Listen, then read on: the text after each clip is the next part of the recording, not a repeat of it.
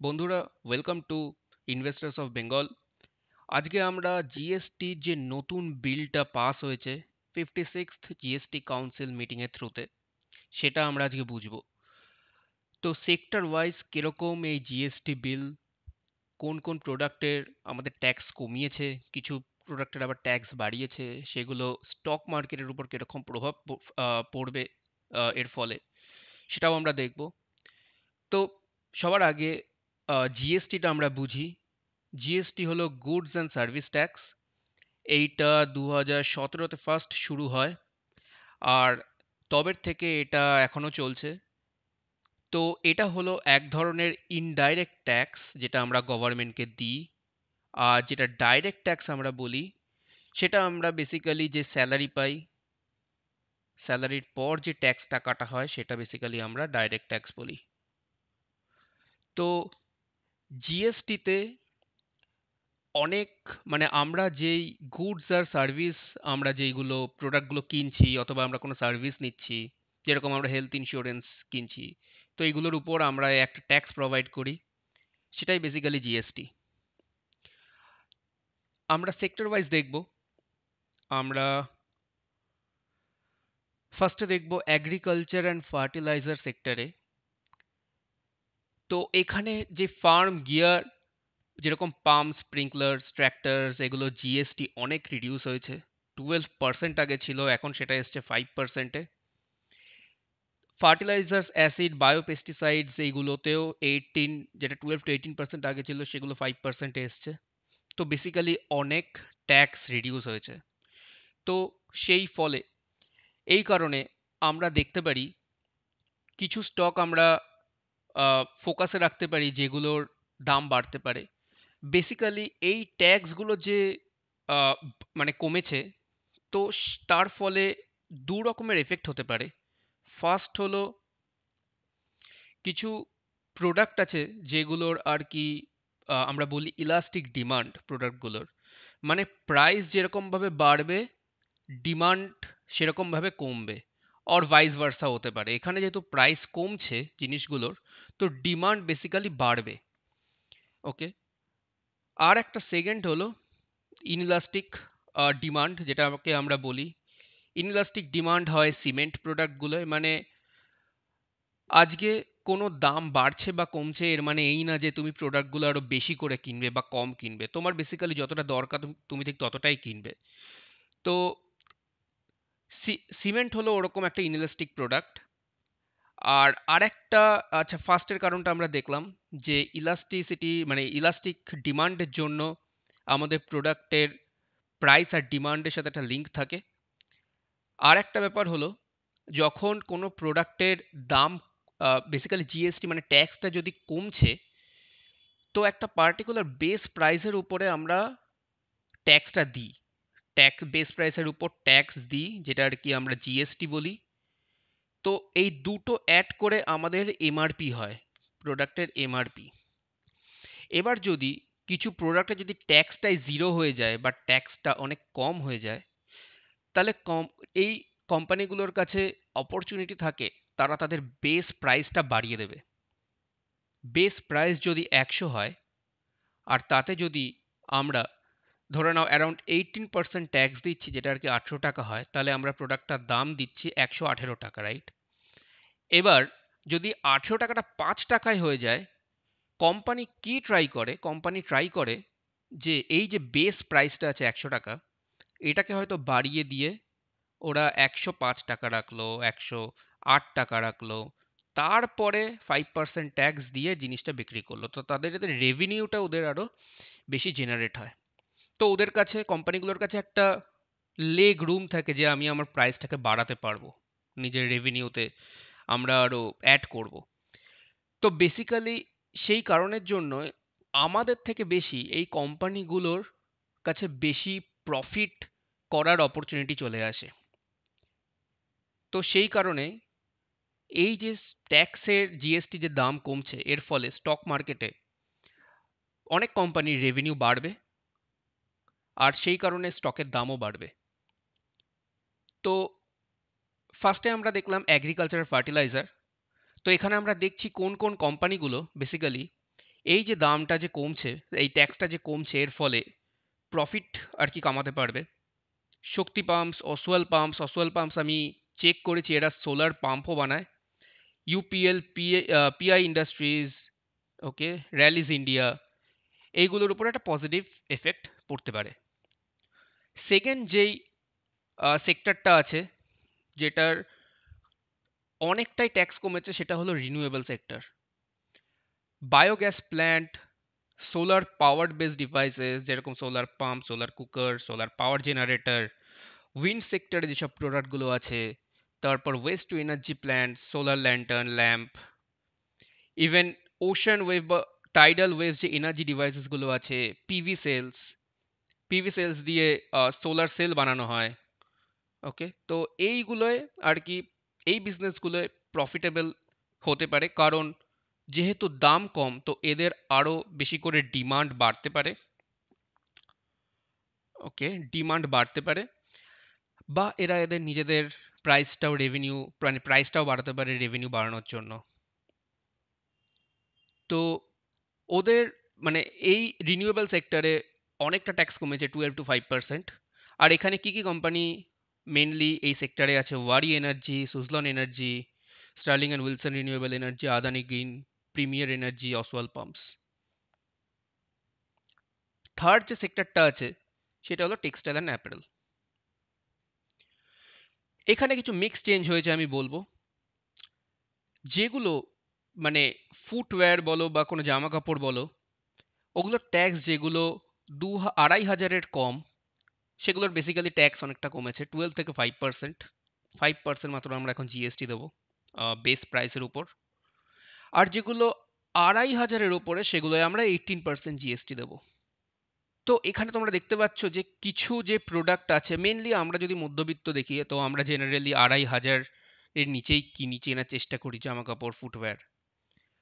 তো ডেফিনেটলি যেই কোম্পানিগুলো আছে এই এই সেক্টরে, তাদের প্রফিট বাড়বে। যেরকম V Mart, Vishal mega mart, Vardhman textiles, Arvind, Raymond, এইগুলো পেজ ইন্ডাস্ট্রিজ। আচ্ছা, আরেকটা জিনিস বুঝি ফার্দার এগোনোর আগে। আগে আমাদের বেশ কিছু ট্যাক্স পার্সেন্টেজের স্ল্যাবস ছিল: 5%, 12%, 18%, 28%। তো এইটা এখন মাত্র তিনটেতে ডিভাইড হয়েছে। একটা হলো 5%, 18%, আর 40%। 40% বেসিক্যালি এখন যেগুলো লাক্সারি গুড। তো এখানে তুমি দেখতে পাচ্ছ 2.5 হাজারের উপরে যেগুলো আছে, সেগুলো 18% ট্যাক্সে আছে, সেটা হলো এইটা। বাট কিছু লাক্সারি প্রোডাক্টও আছে, আহ, যেটা আমরা পরে দেখব, সেগুলো সব 40% ট্যাক্স ব্র্যাকেটের মধ্যে পড়ে যাচ্ছে, জিএসটি স্ল্যাবসের উপর পড়ে যাচ্ছে। আর মোস্ট অফ দ্য যেগুলো আগে আমি বলবো 12%-এ ছিল, সেগুলো সব 5% এসে গেছে। তো জাস্ট এখন বলতে পারো আমাদের ট্যাক্স জিএসটি স্ট্রাকচারটা অনেকটা সিম্পল করা হয়েছে। তো জাস্ট আমরা এখন তিনটে মাত্র সেক্টর বুঝলাম, আরো কয়েকটা দেখবো আমরা। Hotel industry. হোটেল ইন্ডাস্ট্রিতে জিএসটি কাট হয়েছে 12 থেকে, যেটা আগে 12% ছিল, এখন সব 5%-এ নিয়ে আসা হয়েছে, যদি রুম কস্ট 7,500-এর নিচে হয়। তো কি কি ইন্ডাস্ট্রি এখানে প্রফিট করবে? Lemon Tree, Kamat hotel, Sayaji. ফার্মাসিউটিক্যালে দেখি। ফার্মাসিউটিক্যালে অনেক ট্যাক্স কমিয়েছে সত্যি বলতে গেলে। কিছু ট্যাক্স আছে যেটা 12% ছিল, কিছু লাইফ সেভিং ড্রাগসের উপর, মেডিসিনের উপর, সেটা একদম নীল করে দিয়েছে, কোনো ট্যাক্সই নেই এতে। আর যেগুলো 5% কিছু ছিল, সেগুলোতেও নীল করেছে। 3 life saving drugs and medicine for treatment of cancer, rare disease and severe chronic diseases. আর মোস্টলি যেসব মেডিসিন আছে, সেগুলো 12% to 5%-এ কমিয়েছে। তো এর ফলে চান্স আছে যে ফার্মাসিউটিক্যাল কোম্পানির রেভিনিউ বাড়বে। আর এরা যদি নিজেদের যদি ডিমান্ড যদি নাও বাড়ে, এদের কাছে অপশন থাকবে তাদের বেস প্রাইস বাড়িয়ে দেওয়ার। তো কি কি কোম্পানি আছে আহ, যেগুলো আর কি প্রফিট এখান থেকে করতে পারে, যেরকম Natco pharma, Sun pharma, Cipla, Lupin. Insurance company, আচ্ছা এখানে জাস্ট আমি কিছু কোম্পানির নাম দিয়েছি, আরো এরকম অনেক কোম্পানি থাকতে পারে যেগুলো আর কি এই ট্যাক্স রিফর্মের জন্য মানে তাদের রেভিনিউ আরো বাড়বে, মানে এরকম আরো কোম্পানি থাকতে পারে। তো এরপরে দেখি insurance company. Insurance company basically যেগুলো হেলথ ইন্স্যুরেন্স আছে, মেডিকেল হেলথ ইন্স্যুরেন্স, তারপর যে লাইফ ইন্স্যুরেন্স, সেগুলোর আগে আমরা অ্যারাউন্ড 18% ট্যাক্স দিতাম। তো সেখান থেকে এখন আমরা কোনো ট্যাক্স দেবো না। কোন কোন কোম্পানি এখান থেকে প্রফিট কামাতে পারে? HDFC Life Insurance, SBI Life Insurance, Star Health Allied Insurance, ICICI Lombard General Insurance. Okay, এরপর দেখবো food and dairy companies. Food item যেগুলো ultra ultra high temperature milk, paneer, chhena, pre package আর লেবেল যে ফুডগুলো আছে, pizza, bread, এইগুলো সব 5% থেকে কোনো tax আর এখন নেবে না। Milk and milk products, packaged food, bakery product, এগুলো যেগুলো 12% টু 18% ট্যাক্স আগে আমরা দিতাম, সেগুলো সব 5% চলে এসছে। তো এর ফলে কিছু কোম্পানির প্রফিট নিশ্চয়ই আসবে, যেরকম Britannia, heritage food, Nestle, tata consumer, Bikaji, হাল, কোলগেট অ্যান্ড ডাবার। এরপর অটোমোবাইল সেক্টরে দেখি। এখানে কিছু জিনিস ভালো হয়েছে, কিছু জিনিস মানে কিছু প্রোডাক্টের জন্য এটা আর কি খারাপ। যারা আমরা 350 সিসি, আমি ফার্স্টেই বলি 350 সিসি যে বাইকগুলো আমরা কিনতাম, আহ, তো মোর দ্যান 350 সিসি যদি হয়ে যায় তাহলে আমাদের এখন 40% ট্যাক্স আমাদের এখন দিতে হবে। তো যেটা আর কি দেখতে পাচ্ছ এখানে, bigger cars above 350 CC bikes, SUV আর মোর দ্যান 40%, অ্যারাউন্ড 40% ক্যাটাগরিতে আমরা এগুলো পড়ে যাবে। আর যেগুলো পেট্রোল, এলপিজি, সিএনজি, এটা ভুল লেখা হয়েছে, এটা হবে সিএনজি, যেই গাড়িগুলো আছে আহ, এগুলোর 1200 মানে 1200 সিসির কম হতে হবে। আর ডিজেল গাড়ি যেগুলো আছে সেগুলোর 1500 সিসির কম হতে হবে। আরেকটা কন্ডিশন হলো এইগুলোর লেন্থ যেটা 4000 মিলিমিটারের বেশি হওয়া যাবে না। তো এইগুলো সব 28%-এর থেকে এখন আমরা 18% ট্যাক্স দেবো এগুলোতে। বাট যেগুলো একটু লাক্সারি যেই গাড়ি বা বাইকগুলো হয়ে যাচ্ছে, মোর দ্যান 350 সিসি, এগুলো সব 28% যেটা আগে ছিল, ওকে, সেগুলো সব এখন 40%-এ চলে আসবে। আর কোন কোন কোম্পানিগুলো এখান থেকে প্রফিট কামাবে? Hero Motors, Bajaj Auto, Mahindra Mahindra, Maruti Suzuki, TVS. এবার তুমি বলবে আহ, যে 350 সিসির যে উপরে বাইকগুলো সেগুলো 40% দিচ্ছি, যেগুলো কম আছে সেগুলো আমরা 18% আমরা ট্যাক্স দিচ্ছি, সেম ফর গাড়িরও। যেগুলো লাক্সারি গাড়ি বা বড় বড় এসইউভি হচ্ছে সেগুলো আমরা 40% ট্যাক্স দিচ্ছি। তাহলে এখানে কি করে কোম্পানিগুলো প্রফিট করবে? ব্যাপারটা হলো এইখানে আমি চেক করে দেখলাম যে আমাদের যেই লাক্সারি যে আইটেম যে গাড়িগুলো আছে বা বাইকগুলো আছে সেগুলোর থেকে এই লোয়ার লেভেল সেক্টরে যে গাড়িগুলো আছে, বাইকগুলো আছে, তো বেসিক্যালি এই লোয়ার সেক্টরের সেলস অনেক বেশি হয়। তো সেই কারণে এই কোম্পানিগুলোর হাতে বেশি ডিমান্ড থাকার, মানে বেশি বিক্রি হওয়ার চান্স বেশি। কারণ এই সেক্টরটা হলো এমন, এটা হলো এদের হলো ইলাস্টিক ডিমান্ডিং সেক্টর, মানে যেটাকে আমি ফার্স্টেই বললাম, প্রাইস আপ ডাউন হলেই এগুলোর ডিমান্ডও আপ ডাউন হয়, আপ ডাউন হয়। তো এই কারণে যেহেতু যেই গাড়িগুলোর দাম মানে ট্যাক্স এতটা কমে গেছে, কমবে, আহ, এক্ষুনি কমছে না, 22 সেপ্টেম্বরে আর কি এটা আহ, কি বলবো, এটা রিফর্মটা আর কি it will be started from that day. তো সেদিন থেকে বেসিক্যালি এই জিএসটি, নতুন যে জিএসটির রুল, এটা ইমপ্লিমেন্ট হবে। তো তারপরে যারা এই গাড়িগুলো কিনবে তারাই আর কি এটার মানে এই নতুন জিএসটি বিলের অ্যাডভান্টেজ নিতে পারবে। তো ঠিক সেই কারণের জন্য এদের যেহেতু যে ট্যাক্স যে এ, কিছু গাড়ির এতটা কমেছে, তো সেই কারণে এদের ডিমান্ড আর কি বেসিক্যালি বাড়বে এই সেক্টরে। আর যেগুলো যারা 40% যারা ট্যাক্স দিচ্ছে তারা তো আগে 20% দিত, 20% প্লাস একটা সেসও দিত। সরি, 20% না, 28% প্লাস একটা সেসও দিত। তো সেটা আর কি এখন পুরোটা চলে যাবে আর 40%-এ চলে আসবে। Consumer durables. কনজিউমার ডিউরেবলস বলতে যেগুলো আমরা air conditioner, TV, dish washing machines, এইগুলো সব কনজিউমার ডিউরেবল মধ্যে পড়ছে। আর এগুলোর এখন 18% ট্যাক্স হয়ে গেছে। কোন কোন কোম্পানি এখান থেকে অ্যাডভান্টেজ নিতে পারবে? Voltas, Blue Star, Havells, Electroplus, Dixon. Cement sector, cement সেক্টরে আমরা দেখতে পাচ্ছি এখন নতুন যে জিএসটি বিলটা শুরু হবে, সেখানে 18% আমরা ট্যাক্স দেবো সেখানে।